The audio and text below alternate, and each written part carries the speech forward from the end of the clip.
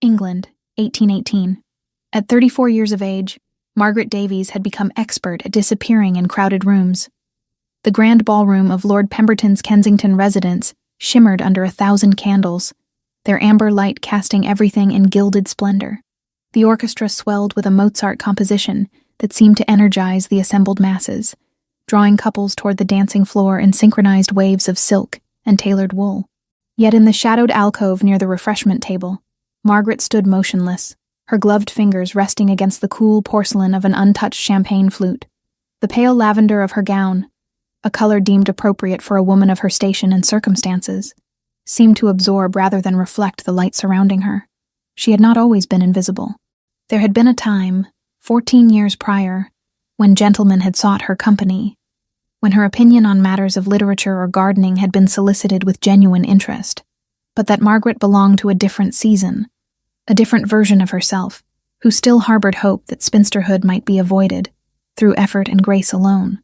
This Margaret, the one who watched debutantes half her age command attention with mere smiles, had learned to expect very little. "Your father appears distressed." Charlotte Webb materialized beside her with the stealth of long practice, her widow's weeds a sharp contrast to the vibrant gowns surrounding them.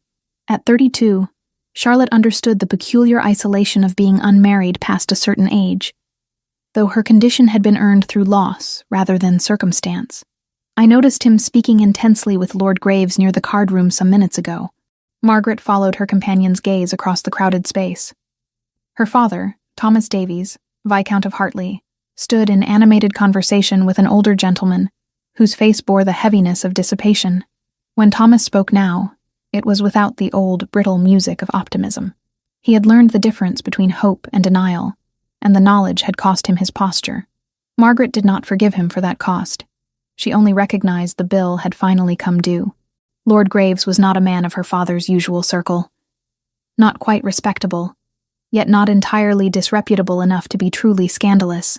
There was something predatory in the way he gripped her father's arm, something that made Margaret's stomach tighten with unnamed dread. "Father is always distressed about something these days," Margaret replied quietly. "It is merely his manner."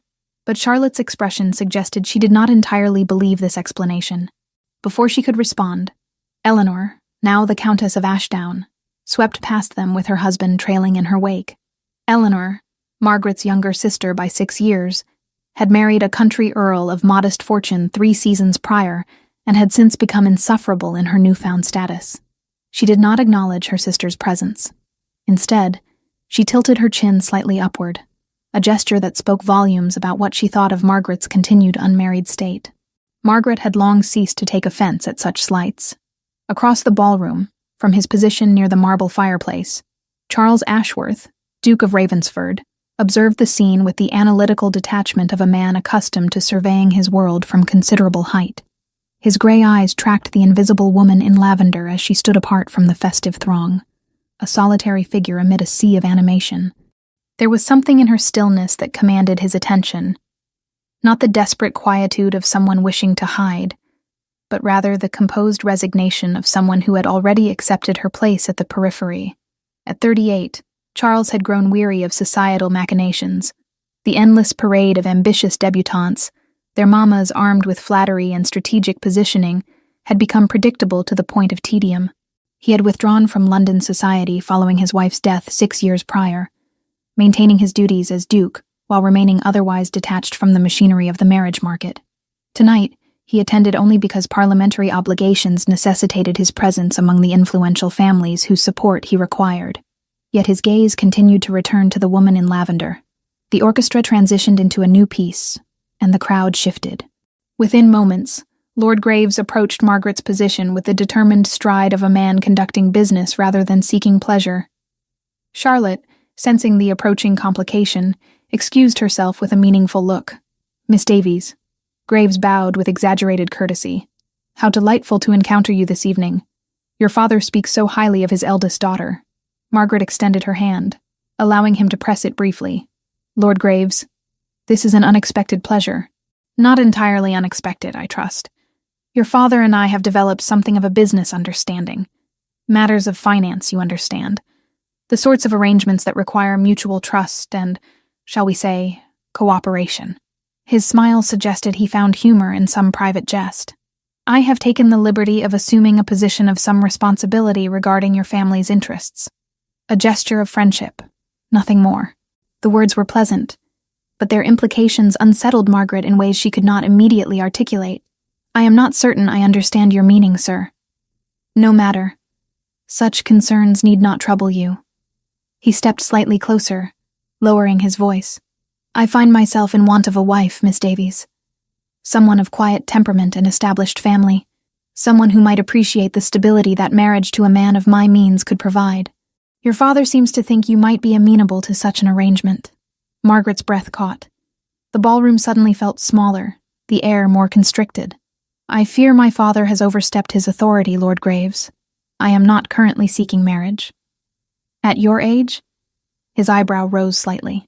"Surely you do not intend to remain unattached indefinitely." "The years, Miss Davies, are not kind to single women of advancing years." "Nevertheless, I must decline your kind offer." Margaret turned slightly away, signaling the end of the conversation through body language alone. Graves lingered a moment longer before departing, but not before he had made clear through some unspoken mechanism that he considered her refusal temporary rather than final. Charlotte returned as the crowd shifted again. What did he want? "Nothing of consequence," Margaret said, though her hands trembled slightly as she set down her untouched glass. "Merely the usual presumptions." Yet, as the evening progressed and Margaret remained her accustomed shadow on the margins of society, she found herself thinking that perhaps this was simply how her life would unfold. She would attend these assemblies, watch others dance, observe the careful negotiations of matrimony from a distance, and gradually fade into the category of maiden aunt, useful only for her ability to manage households and offer counsel to younger women more fortunate in their circumstances. The invisibility had become not merely a condition of her social position, but something she had begun to accept as the fundamental truth of her existence. And perhaps that, she reflected, was the most dangerous invisibility of all. The morning following Lord Pemberton's assembly dawned grey and unremarkable, as if London itself had lost interest in the previous night's social theatre. Margaret sat in the breakfast room of her father's townhouse on Grosvenor Square, a residence that had once reflected the comfort of the Hartley fortune, but now bore the subtle signs of financial strain. The wallpaper near the windows had begun to fade, and the silver service on the table showed signs of wear beneath its polish. She was absently turning the pages of a periodical, when Harlow, the butler, appeared with an expression that suggested something of consequence had transpired. "Miss Davies, there is a visitor. The Duke of Ravensford requests an audience with your father. Your father is not yet risen, and the Duke has indicated that the matter is of some urgency." Margaret's breath caught. She set down her teacup with careful precision, willing her hands to remain steady. "The Duke of Ravensford? Here? In the drawing room, Miss Davies. Shall I wake your father? Or will you attend to the Duke's needs first? A Duke did not call upon a family of their standing without considerable reason." That much Margaret understood.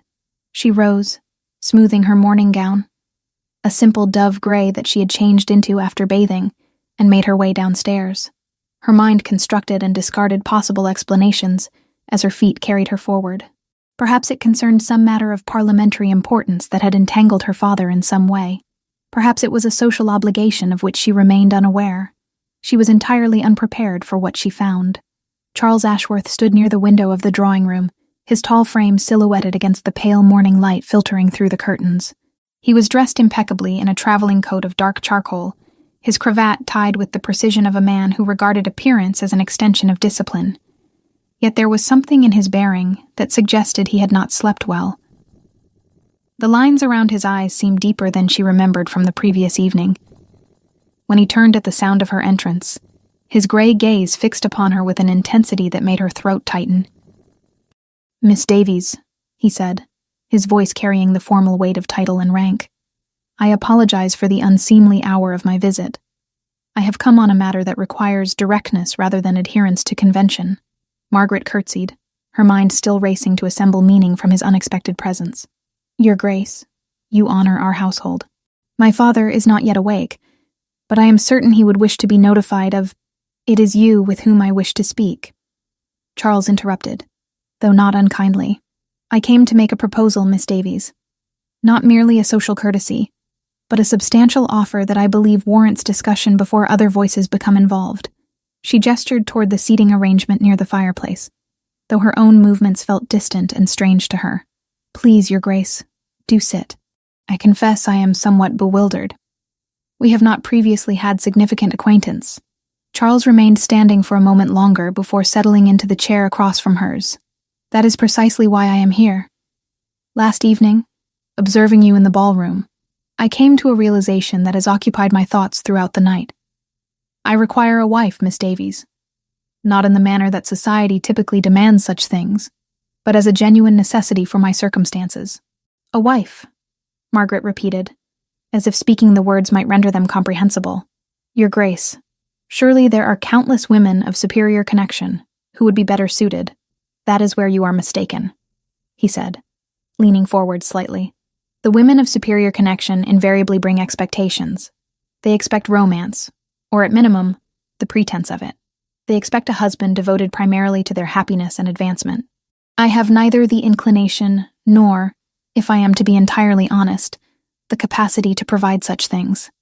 He paused, studying her face as if searching for some specific reaction. You, however, do not appear to harbor such expectations. There is a quality to your resignation that suggests you have already made peace with certain realities of your circumstances. Margaret felt heat rise into her cheeks, though whether from shame or anger she could not immediately determine. You are proposing marriage based upon my apparent lack of hope, Your Grace? That is perhaps the most insulting proposal I have ever received, and I say this having received very few proposals at all. A shadow of something, perhaps amusement, perhaps recognition, crossed his features. I phrase it poorly. Allow me to attempt again. I have withdrawn from society following a considerable personal loss. This withdrawal has created certain difficulties in my political endeavors. A suitable marriage would demonstrate that I have moved beyond my isolation and am engaged with the world in the manner expected of my position. However, I have no wish to marry a woman who will demand constant attention or emotional performance. I have observed you to be capable, dignified, and independent in your manner. Those qualities appeal to me far more than the conventional beauty and status that typically attracts men of my station. Margaret rose from her chair and moved toward the window, needing distance between herself and the magnetic pull of his gaze. You propose a business arrangement, then? Marriage as contractual obligation rather than partnership. Precisely, Charles replied. I would provide security for your family, elevation of your social standing, and the independence that comes with being a duchess. In exchange, you would fulfill the visible duties required of that position. There would be no expectation of romantic attachment. We would maintain separate chambers if you wished. The arrangement would be entirely as you required it to be. She turned to face him, and for a moment she simply looked at him, truly examined him, in a way she had not done the previous evening. There was exhaustion in his face, yes, but also a kind of desperate practicality. This was not a man swept up in sudden passion or social convention. This was a man presenting a transaction as clearly as he would present a business contract to his solicitor. My father, Margaret said quietly, would accept such an offer immediately, regardless of my wishes. The financial security alone would be sufficient to overcome any paternal objection to my happiness. I am aware of that, Charles acknowledged, which is why I came to you first, rather than to him. I will not marry you against your will, Miss Davies. I refuse to begin our arrangement, should you agree to it, on a foundation of coercion. The statement caught her off guard. A man of his position, making such assurance, was rare enough to constitute genuinely unusual behavior. Before Margaret could formulate a response, Thomas Davies entered the drawing room, still in his morning coat, his hair not yet properly arranged. Behind him came Lord Graves, his presence in the townhouse suggesting far more familiarity than Margaret would have considered appropriate. Your Grace, Thomas exclaimed, his voice pitched between pleasure and anxiety. Harlow informed me that you were here. This is indeed an honor. Graves moved toward the Duke with a smile that did not reach his eyes. Ravensford, I did not anticipate encountering you this morning. How fortuitous. I have come to discuss certain financial matters with the Viscount. Perhaps we might adjourn to his study. Charles rose to his feet, his height and bearing making the drawing room suddenly feel smaller. "I have only recently arrived, Lord Graves. Perhaps your business can wait until I have completed my conversation." Of course, Graves replied, though his eyes fixed upon Margaret with an expression that made her skin prickle with discomfort. "Though I should mention that certain accounts require immediate attention. Is that not correct, Viscount? Your recent investment returns have been disappointing, if memory serves." Thomas's face flushed an uncomfortable shade of red. "A temporary difficulty merely. I have every confidence that matters will improve shortly." "Indeed," Graves said softly. "Yet confidence will not satisfy creditors, will it? Perhaps we might discuss the consolidation of your obligations. A single larger debt might be more manageable than multiple smaller ones, though the terms would necessarily reflect the increased risk." Margaret watched the exchange with growing understanding. This was not the first conversation between these men. There was history here, and threat, and layers of financial entanglement that she could not fully comprehend, but could certainly feel in the tension that suddenly permeated the room. Charles observed the dynamic with the analytical gaze of a man accustomed to reading power structures. He turned to Margaret and spoke with deliberate clarity. "Miss Davies, will you walk with me to the garden? I find I require a moment to breathe air that is not quite so heavy with unspoken complications." Margaret hesitated only briefly before accepting his offered arm. As they departed the drawing room, she heard her father beginning to negotiate with Graves, his voice taking on the wheedling tone of a man attempting to placate someone far more formidable than himself. The sound followed her like a shadow through the corridors of the house and into the small garden behind, where the roses had already begun their autumn decline. "Your father owes him money," Charles stated flatly once they were alone among the dying flowers. "Yes," Margaret confirmed, seeing no purpose in denial. "Lord Graves has been extending credit for some months now. I have attempted to manage the household accounts more carefully, but my father's judgment regarding investments remains questionable." Charles turned to face her directly.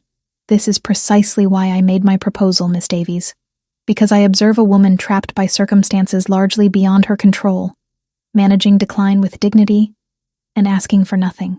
That represents value to me far more than youth or conventional beauty ever could." Margaret studied him in the pale morning light, trying to reconcile the coldly practical proposition with what she now perceived in his expression. Something that resembled, if not quite affection, then perhaps genuine respect.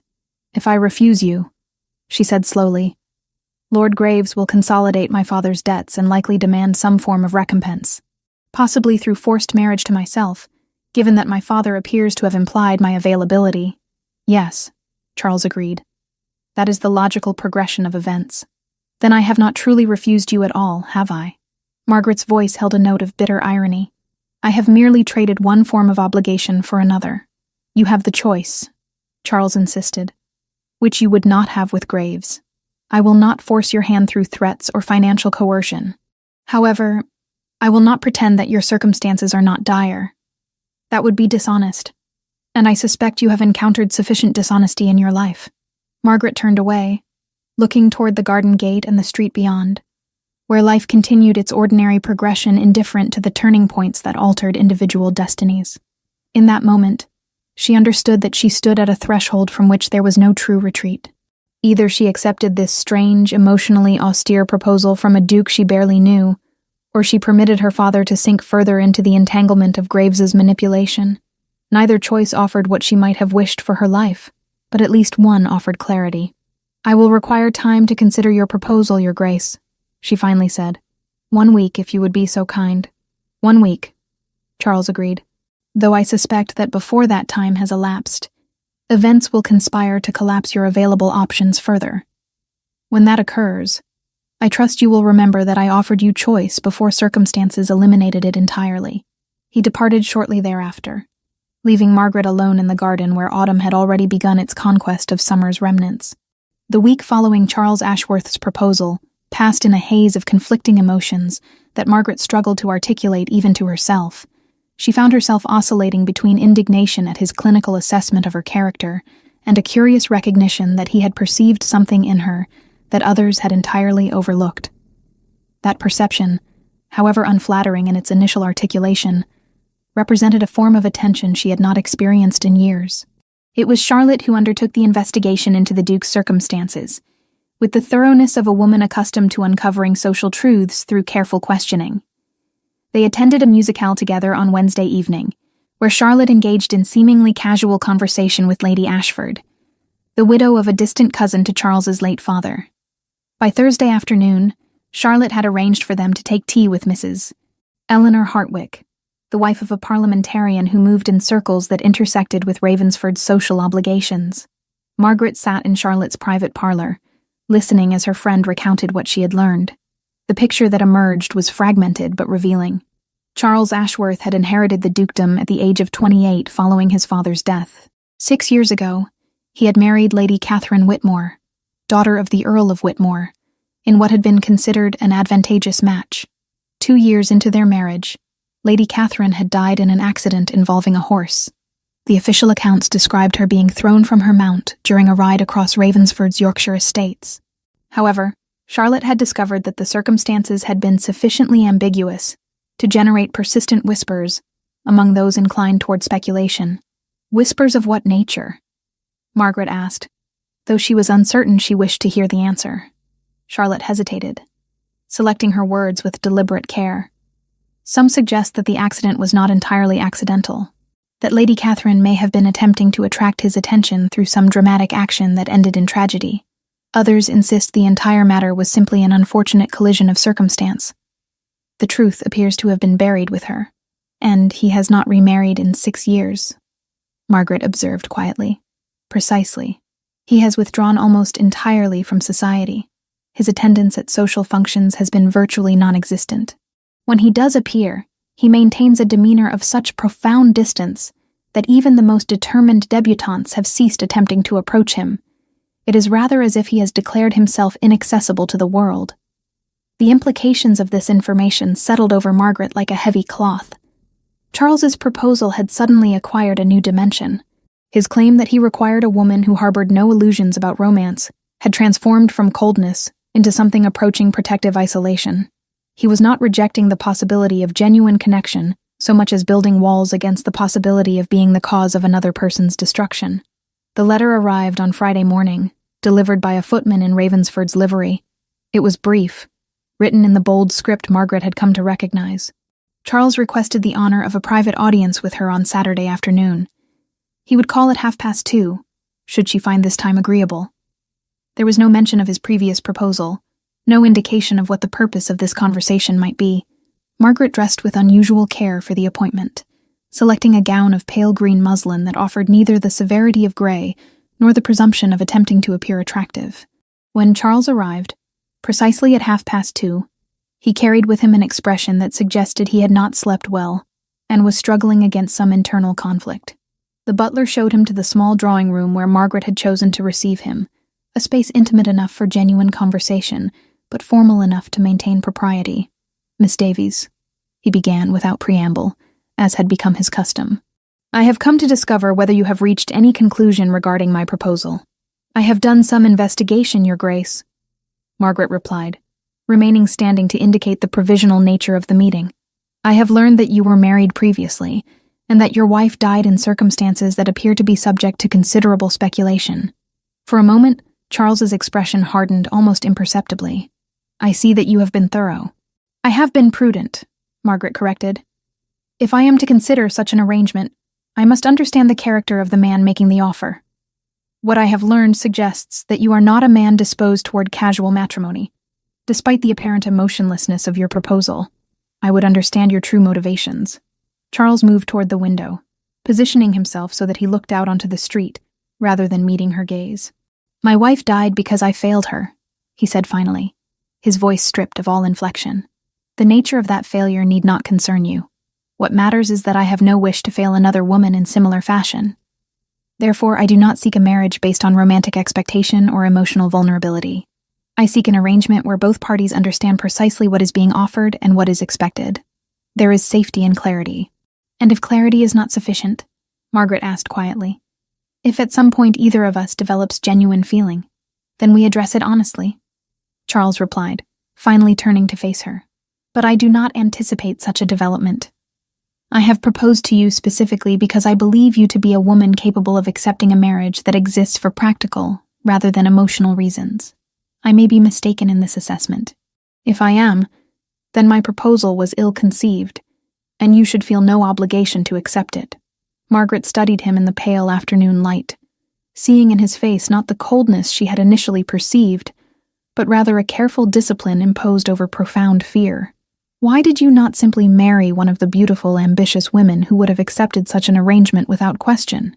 Because ambitious women come with expectations that extend beyond the marriage contract itself. They demand constant evidence of their importance. You, Miss Davies, have lived quietly in the shadows of your family's life. You understand the value of discretion and the necessity of managing circumstances without complaint. Those qualities have nothing to do with your appearance or your age and everything to do with your character. Before Margaret could formulate a response, a maid appeared with a letter for her on a silver tray. The seal bore the mark of Lord Graves's crest. Margaret opened it with trembling fingers and found a brief message informing her father that all outstanding debts had been consolidated into a single account, bearing substantially higher interest.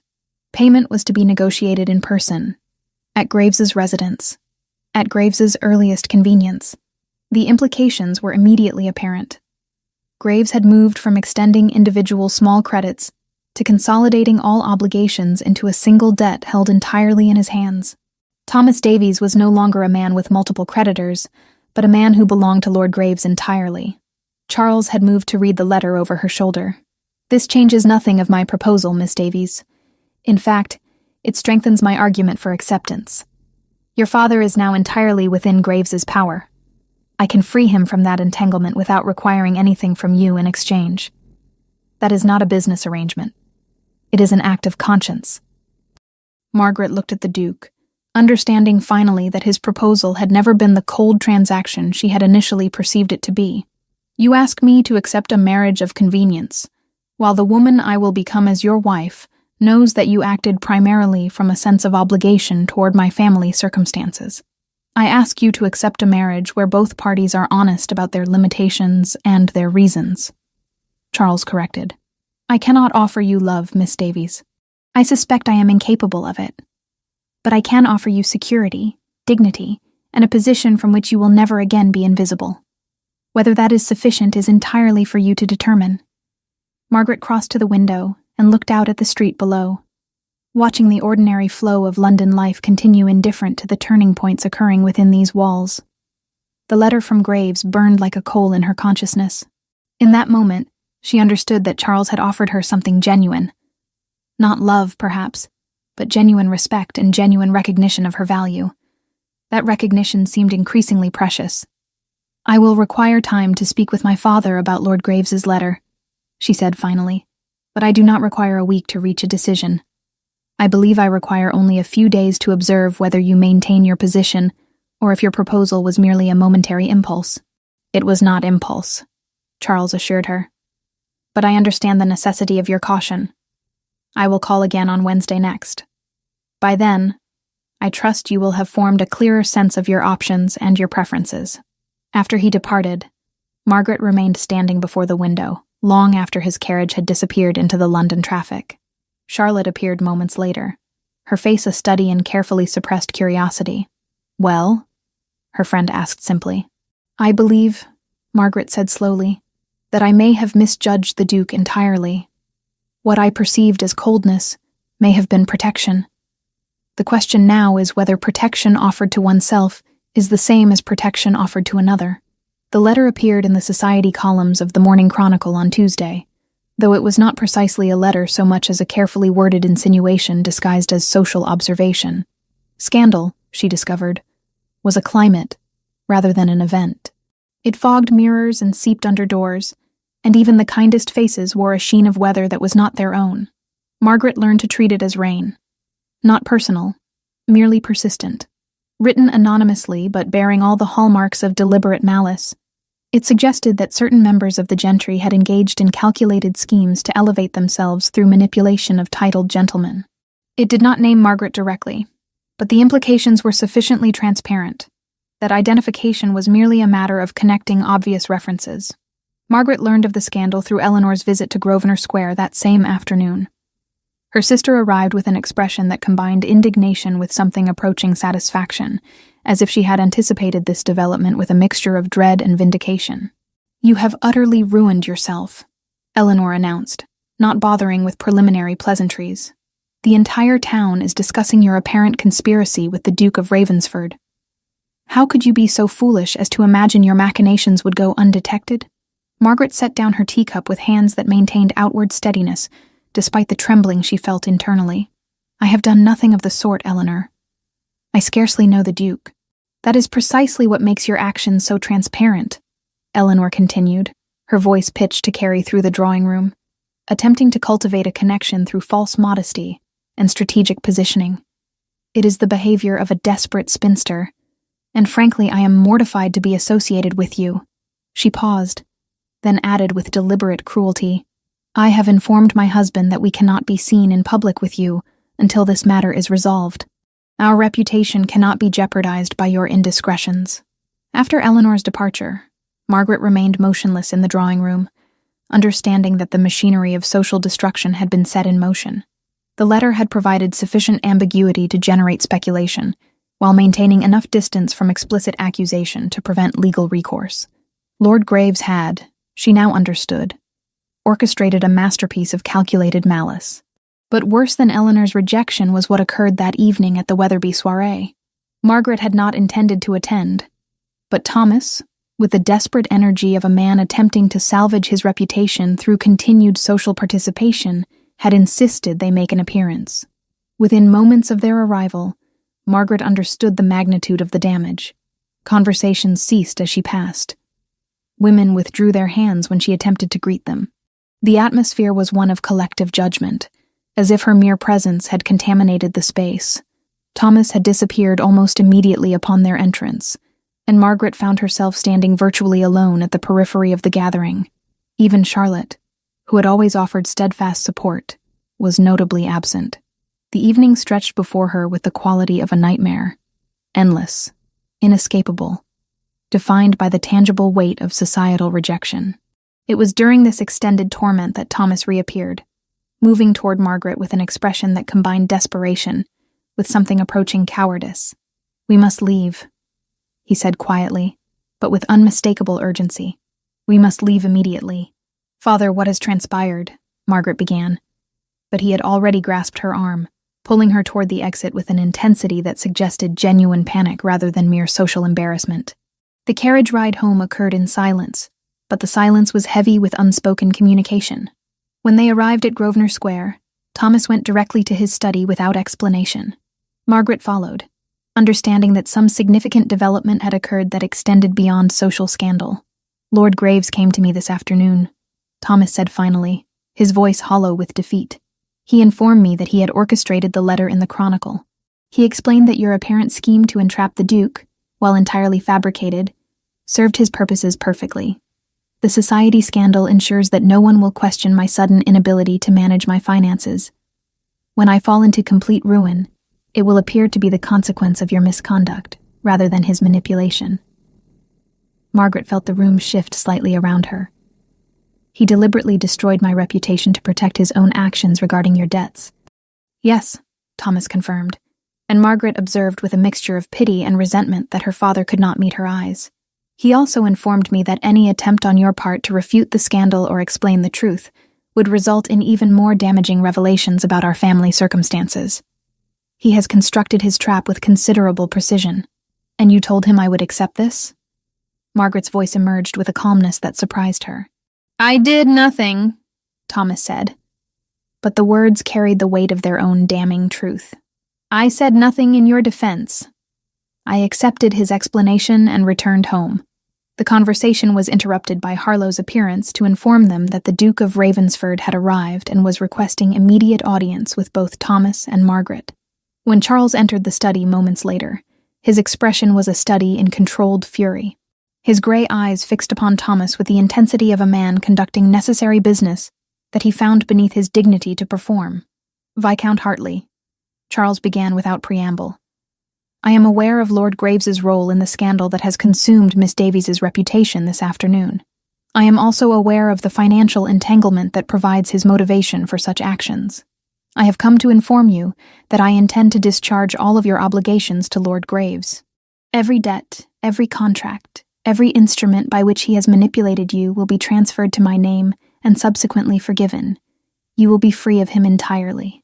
Thomas's face flushed with a confusion of emotions, relief, shame, and a desperate gratitude that manifested as near tears. "Your Grace, I cannot permit such—" "You cannot prevent it," Charles corrected with brutal efficiency. "The transaction will occur whether or not you consent to it. What you will do is remove yourself from this conversation. I have no further business with you." After Thomas's departure, Charles turned his attention to Margaret, and his expression shifted from anger to something approaching concern. "You have been treated with calculated cruelty today. I have come to offer you refuge, if you will accept it." "Refuge?" Margaret repeated. "Your Grace, you yourself have made clear that your proposal was based upon practical necessity rather than genuine desire. To have me reside at Ravensford Estate would only strengthen the scandal. Society will assume precisely what I wish them to assume," Charles interrupted. "I will have it known that I have invited you to my estate under my protection, following the scandalous behavior of Lord Graves. I will make it clear that I regard the accusations against you as fabrications designed to conceal his financial crimes. My position and wealth provide sufficient authority to reshape the narrative, should I choose to employ them." "And what do you receive in exchange for this intervention?" Margaret asked quietly. "The knowledge that I have prevented you from being entirely destroyed by forces beyond your control," Charles replied. "Additionally, Miss Davies, your acceptance of my invitation serves as a public declaration that you do not fear the consequences of associating with me. That is not insignificant. Come to Ravensford. Allow me to demonstrate that my proposal was not born of indifference, but of genuine recognition of your value." Margaret looked at this man who had arrived at her darkest moment with both rescue and presence, understanding that acceptance of his offer represented not merely social salvation, but also an acknowledgement that her life had fundamentally altered in ways she could no longer resist or deny. "I will come," she said finally, "but not as a guest. If I am to reside at your estate, society must understand clearly what arrangement I have accepted." A flicker of something, perhaps surprise, perhaps approval, crossed Charles's features.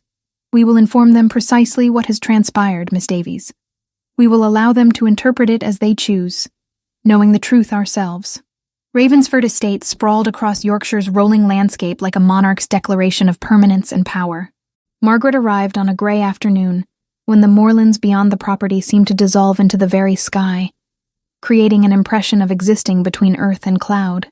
The estate was older than London itself, its stone walls worn smooth by centuries of wind and indifference. Charles had arranged for her arrival while society absorbed the scandal of her departure from London, and by the time her carriage rolled through the iron gates, speculation had already crystallized into accepted narrative. She was his ward, his distant relation, his social reclamation project. The specific justification mattered less than the fact that his authority made contradiction impossible. The servants received her with the deference due to a woman under the Duke's protection. Mrs. Hensworth, the housekeeper, conducted Margaret through corridors lined with ancestral portraits and faded tapestries, offering commentary on the estate's history in the manner of someone who had performed this task countless times for guests of varying significance. Margaret's chambers were situated in the east wing, overlooking gardens that had been allowed to slip into controlled wildness. Through the window, she could see hedgerows that had begun their autumn transformation. Roses gone to hip, lavender faded to dusty purple. Charles appeared for dinner that evening, having spent the afternoon managing estate business that required his attention. Across the formal dining table with its excessive candlelight and careful spacing, Margaret observed him more closely than propriety typically allowed. There were lines around his eyes that suggested habitual tension, and his hands, strong, precise, moved through the ritual of dinner with the efficiency of long practice. When he spoke, it was to discuss practical matters: her comfort, the arrangement of her days, the libraries she might wish to access. There was no reference to the scandal, no acknowledgement of the magnitude of her displacement. It was 3 days into her residence that the genuine shift occurred. Charles found Margaret in the conservatory, where she had retreated with a book that she was not truly reading. The glass structures maintained its warmth despite autumn's advance, and potted plants in various states of cultivation lined the shelves. When Charles entered, there was about him a quality of suppressed turbulence, as if he had been struggling against some internal decision and had finally surrendered to it. "You should know the truth about my wife," he said without preamble, abandoning the courtesies that had defined their interactions since her arrival. Not the sanitized version that society accepts, but what actually occurred. Margaret set down her book, uncertain whether to encourage or discourage this revelation. "Your Grace, you need not. Catherine was not suicidal," Charles continued, moving toward the window and positioning himself so that she could observe only his profile. "She was attempting to gain my attention, which I had entirely withdrawn and redirected toward political ambition and estate management. She took a horse across difficult terrain deliberately, believing that a dramatic fall would force me to care. Instead, it killed her." His voice contained no inflection, yet the words themselves carried the weight of years of accumulated guilt. "I allowed a woman under my protection to starve emotionally while I attended to matters that seemed crucial but were merely important. The distinction cost her life." Margaret rose from her chair, moving slightly closer but maintaining distance that acknowledged his need for space. "How long have you carried this knowledge?"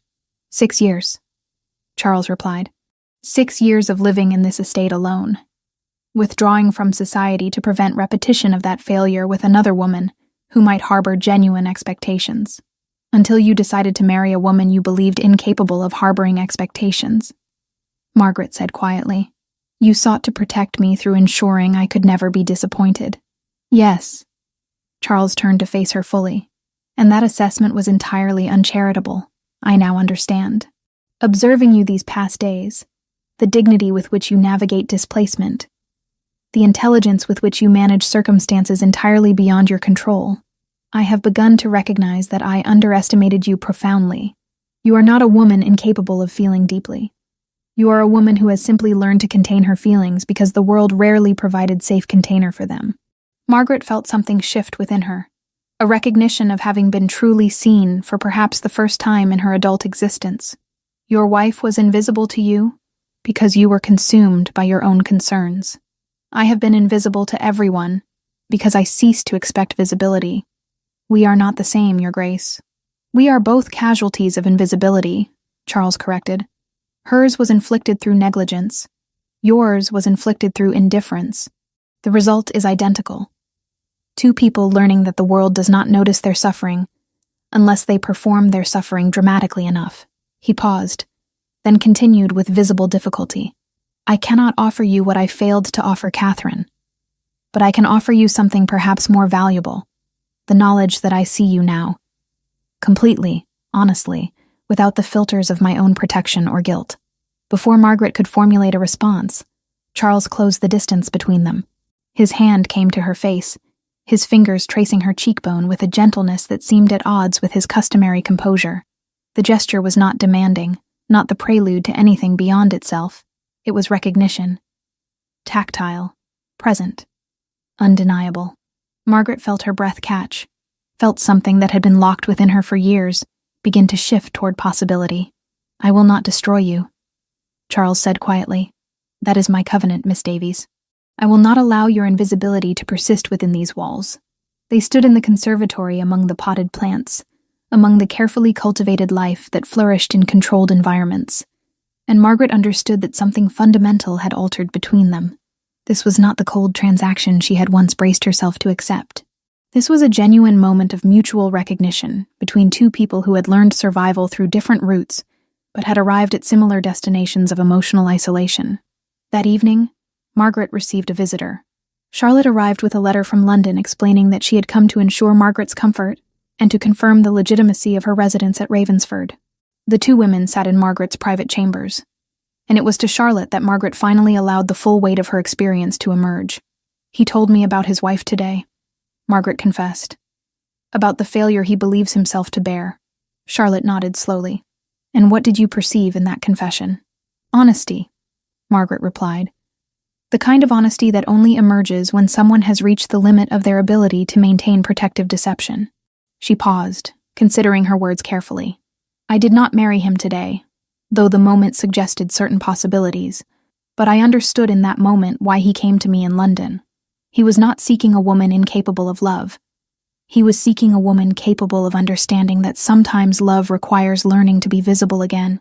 Charlotte reached across and clasped Margaret's hand. Charlotte had the gift of setting a cup of tea between two people and making it feel like truce. On evenings when London felt like a geography they had both survived, they would sit in the West Wing sitting room and measure, without saying so, how far visibility had carried them from the lives they once endured. Widowhood taught me that second chances are not promises, but possibilities. What matters is whether both people possess the courage to attempt them. The summons arrived on a gray afternoon when Margaret had begun to settle into the rhythms of Ravensford life. A letter delivered by Thomas himself, who appeared at the estate gates with the appearance of a man carrying stones that had grown heavier with each mile from London. Charles was away attending to matters in nearby York, and Margaret was alone when her father entered the drawing room where she sat with correspondence and tea. Thomas had aged since her departure from London.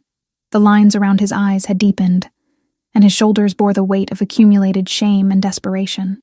He accepted the chair Margaret offered with the mechanical movements of someone whose will had been entirely consumed by anxiety.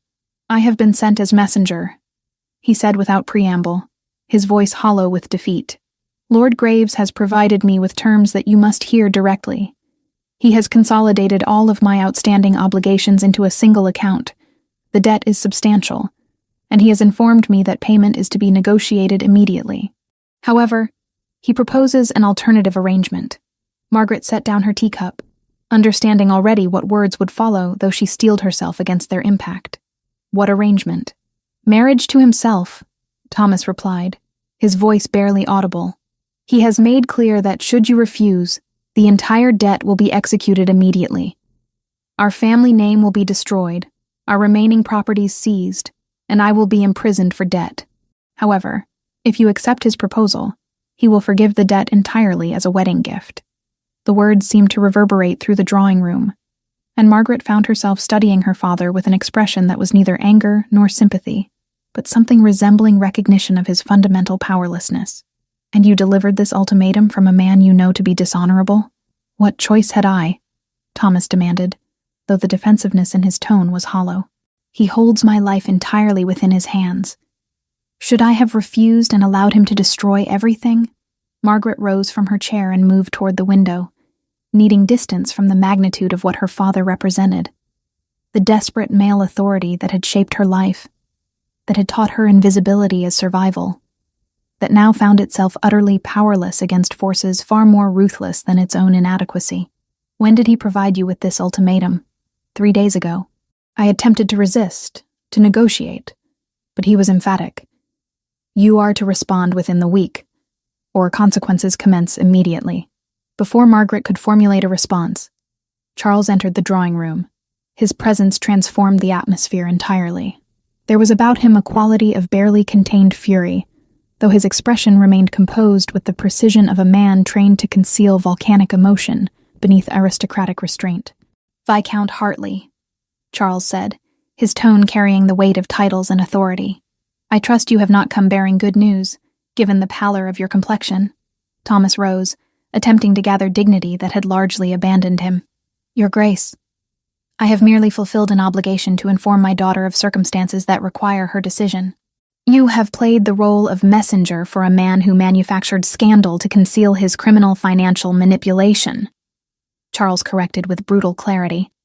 "I am aware of every detail concerning Lord Graves. My investigators have been thorough.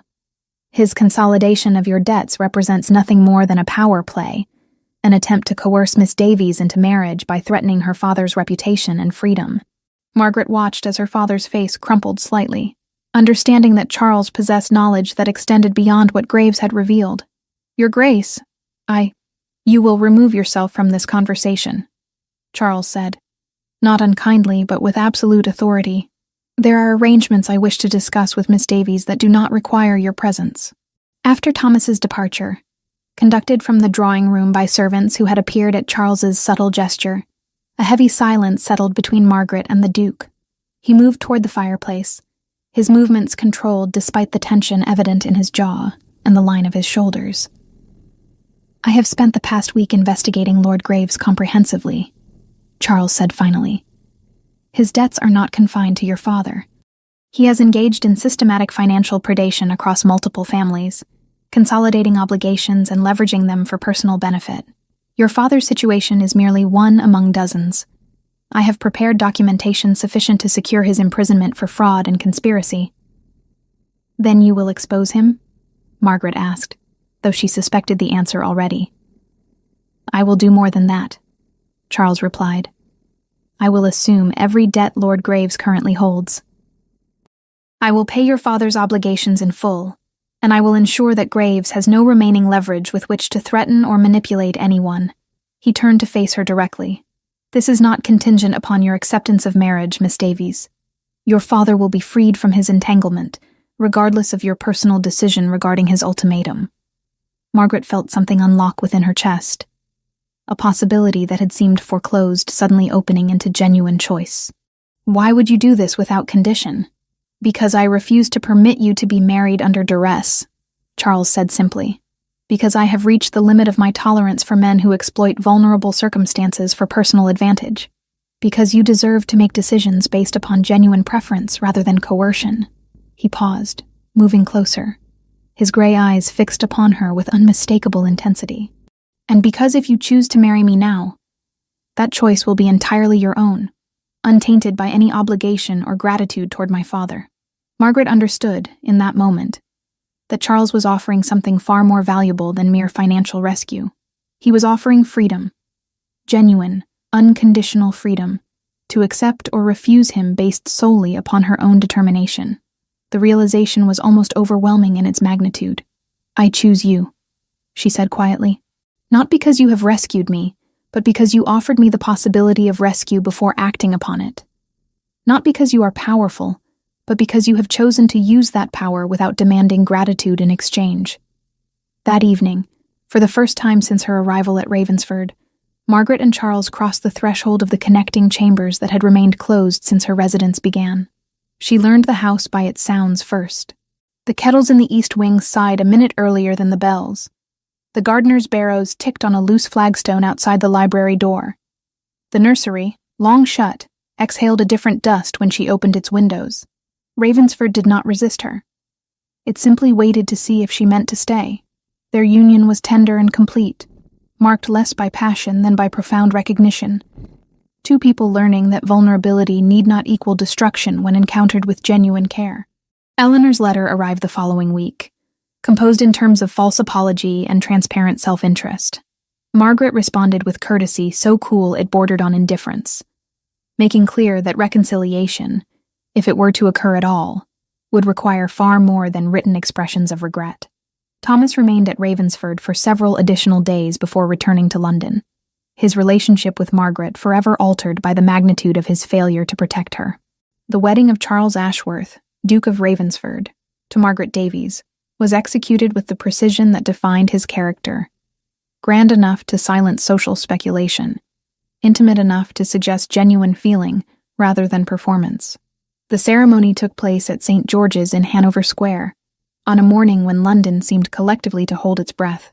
The church filled with members of Parliament, landed gentry, and the wives of influential men, all observing what would become the season's most discussed union.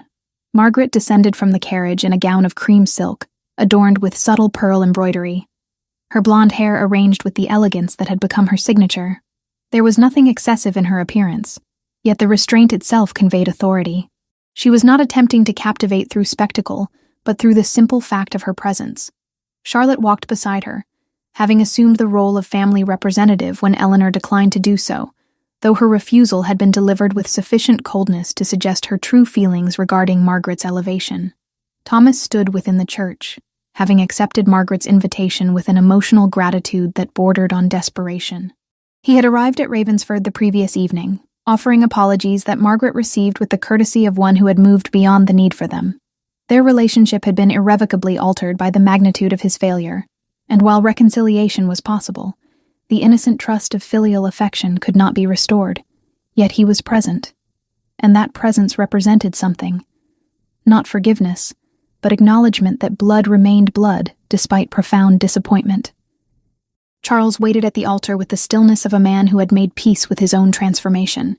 He was dressed in formal morning coat with subtle perfection, his gray eyes following Margaret's progression toward him with an intensity that seemed to communicate across the vast space of the church. When she reached him and placed her hand in his, the gesture carried the weight of genuine choice rather than social obligation. The vicar conducted the ceremony with the solemnity appropriate to a ducal marriage, and as Margaret and Charles exchanged vows, the assembled society observed a striking phenomenon. The woman who had been objects of pity merely weeks prior was now radiating an authority that had nothing to do with her new title and everything to do with the profound transformation visible in her bearing. She was no longer invisible. She had become undeniable. Eleanor sat rigidly in the pews, her face composed into an expression of appropriate pleasure that barely concealed her mortification. When the ceremony concluded and the wedding party processed from the church, she found herself positioned to greet the newly married couple at the reception. The moment was excruciating. Eleanor was forced to curtsy to her sister and offer congratulations while being acutely aware that the social hierarchy that had previously privileged her over Margaret had been entirely inverted.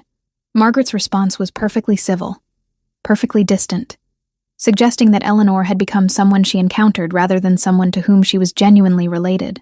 The reception proceeded with the lavishness expected of a ducal marriage, held in a grand London townhouse that Charles had arranged to hire for the occasion.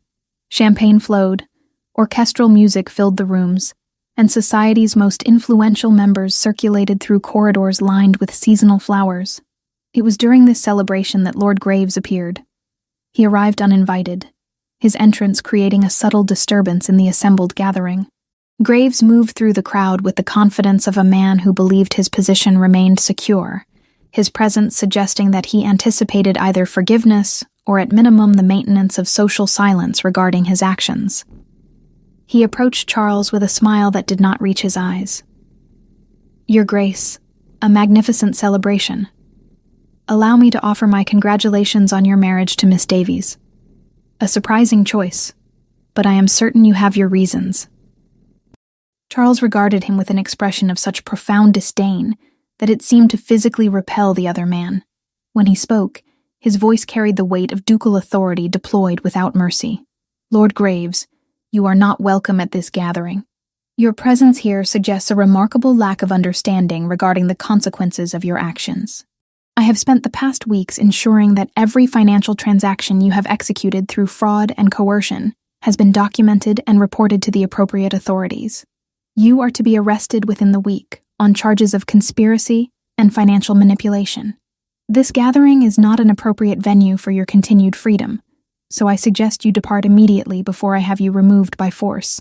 The transformation in Graves's expression was immediate and complete. The false confidence crumbled, leaving behind only fear and the desperate calculation of a man attempting to determine if escape remained possible. He retreated from Charles's presence with as much dignity as he could muster, which was considerably less than he had arrived with.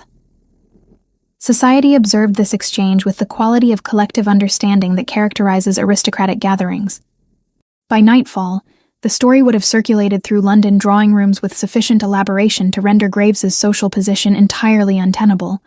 As evening descended and the reception concluded, Charles led Margaret away from the gathering toward the townhouse chambers that had been prepared for their first night. The room was decorated with restraint. No excessive floral arrangements, no theatrical displays of passion.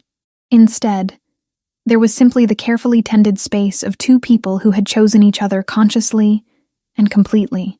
"I wish to tell you something," Charles said once they were alone, his voice carrying the vulnerability he had learned to permit in her presence.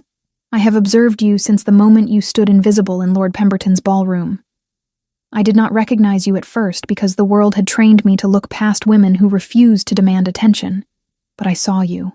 And from that moment, I knew that whatever pretense I constructed regarding my proposal would eventually crumble before the truth of what I actually desired. You, precisely as you are." Margaret moved toward him, her hand coming to rest against his chest, where she could feel his heartbeat beneath formal layers of clothing. "When you renewed your proposal after I refused you, I understood that you were capable of existing outside the rigid structures that have defined your life. I loved that version of you. The one willing to be rejected and to return anyway. I have loved every version of you since." They stood together in the candle-lit room, and the transformation that had begun in Margaret's invisibility reached its completion. She was no longer the overlooked daughter, the invisible woman at the margins of society. She was the Duchess of Ravensford, chosen by the most powerful man in England, not despite her ordinariness, but because of her capacity to recognize authenticity beneath the surface of social performance. Charlotte sent a letter the following morning, her words carefully constructed to convey profound satisfaction at the reversal of circumstances that had seemed so dire merely months prior. Thomas wrote requesting permission to visit Ravensford, an invitation that Margaret granted with the understanding that reconciliation would occur gradually and would never fully erase what had transpired between them. Eleanor remained distant, her silence a clear indication that some relationships, once fractured beneath the weight of genuine crisis, could never be entirely restored. 6 months had transformed Ravensford Estate in ways that extended far beyond the merely observable. The gardens, which had existed in carefully maintained but emotionally sterile perfection under Charles's previous stewardship, had begun to evolve under Margaret's influence. Where there had been rigid geometry, there now existed space for what might be termed controlled wildness. Roses permitted to sprawl across archways rather than being rigidly trained. Vegetable gardens expanded to provide not merely sustenance, but also employment for families from surrounding villages who had previously possessed no reliable income. The tenant cottages scattered across the Ravensford lands had undergone systematic renovation, a process Charles had initiated years earlier with the efficiency of a man fulfilling obligation rather than expressing conviction. Margaret had altered the approach fundamentally. She visited the cottages herself, speaking with inhabitants, understanding not merely what was broken, but what inhabitants actually required. When widows needed employment, positions materialized. When children lacked education, a small school was established. The changes were pragmatic rather than sentimental, but they carried a quality of genuine care that transformed them into something approaching generosity. Charles observed these transformations with an expression that suggested he was watching someone rewrite the language of his own life. There were moments when Margaret would encounter him standing in the doorway of the schoolroom, watching her explain mathematics to the village children, and she would observe on his face a vulnerability she had not witnessed during their earliest acquaintance. The armor he had constructed over 6 years of isolation had begun to crack, not from assault, but from the simple recognition that protection purchased through emotional distance cost far more than it preserved. "I am pregnant," Margaret announced one evening, as they sat together in the small drawing room that had become their favored retreat. The statement emerged without preamble, delivered with the same directness Charles had come to recognize as her characteristic method of addressing significant developments. Charles set down his correspondence with movements that suggested sudden immobility. "You are certain?" "Entirely certain," Margaret confirmed. "I have known for 3 weeks, but wished to be absolutely confident before offering information that might require revision." The transformation that occurred on Charles's face was profound and instantaneous. The reserved Duke gave way to a man who appeared younger, less burdened by the weight of 6 years' accumulated regret.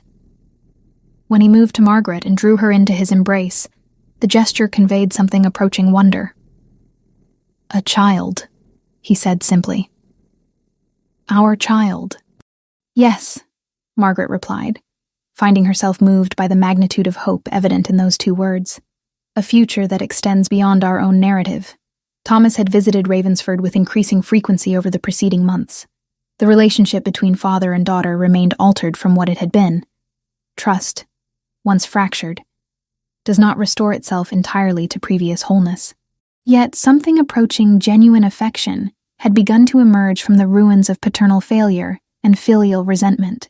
Thomas had taken work managing a portion of Charles's investments, a position that provided both income and purpose, while maintaining sufficient distance to render their interactions less fraught with complicated history. Eleanor had sent a letter following the wedding, an epistle so carefully constructed in tone that it managed to convey simultaneous apology and resentment. She had inherited her father's talent for negotiating emotional complexity without ever truly addressing its source. Margaret responded with courtesy that suggested she had moved beyond the capacity to be wounded by her sister's limitations. Eleanor's occasional visits to Ravensford were tolerated rather than welcomed, the relationship reduced to the performance of kinship without the substance. Charlotte had become something approaching a permanent fixture within Ravensford's life. She maintained chambers in the West Wing, having gradually transitioned from guest to family member. Her friendship with Margaret had deepened into something approaching sisterhood, and she had developed her own understanding with Charles regarding the value of her presence. Widowhood, she had once explained, could be isolating, but within Ravensford's walls, she had discovered purpose and genuine connection. It was in the garden, where the transformations found their truest expression. On an afternoon when autumn had already begun its conquest of summer's final remnants, Margaret and Charles stood among the roses that had been permitted to achieve their full, ungoverned beauty. The location was deliberately chosen. It paralleled precisely the space where Charles had first revealed his guilt regarding Catherine, where Margaret had first understood the human cost of his isolation. "I have been reflecting upon our journey," Margaret said, her hand resting against her still flat abdomen. "When we began, I believed myself to have reached the termination of possibility. I understood my life would be defined by invisibility and periphery. You believed yourself defined by failure and incapable of genuine connection. And now?" Charles prompted, his fingers intertwining with hers. "Now I understand that invisibility is not a permanent condition, but rather a choice made by both the world and by oneself. I chose it as survival mechanism. You chose isolation as protection. But neither of us required the world's acknowledgement to become visible. We required only one person to perceive us completely." She paused, looking directly at him. "The tragedy of my previous life was not that I was overlooked. It was that I had internalized society's assessment of my value and had begun to believe it myself." Charles drew her closer, his forehead resting against hers. "Catherine died because I failed to see her. I have spent 6 years fearing repetition of that failure. What I did not understand was that genuine sight requires not perfect performance, but honest presence. You have taught me that distinction." As evening descended and the garden lights began to emerge from the gathering dusk, Margaret reflected upon the improbable journey that had transformed her from overlooked spinster into duchess, from woman defined by absence into woman defined by her own authentic presence. The transformation had not been born of rescue in the conventional sense. It had been born of two people learning to recognize value in each other at the precise moment when both had begun to surrender to invisibility. To those who listened to this account, Margaret would say this: "Invisibility is not determined by age or circumstance or the indifference of society. It is determined by whether even one person in your life perceives you completely, honestly, without requiring you to perform or transform yourself into acceptability. Search not for the world's recognition, but for that single person capable of genuine sight. When you find them, allow yourself to be seen. Allow yourself to become visible. Not to the masses who will forget you by season's end, but to the person whose recognition redeems everything that came before. That recognition is not love in the romantic sense alone. It is belonging. The knowledge that you are known and valued by someone whose knowing matters more than the world's perpetual amnesia regarding your existence."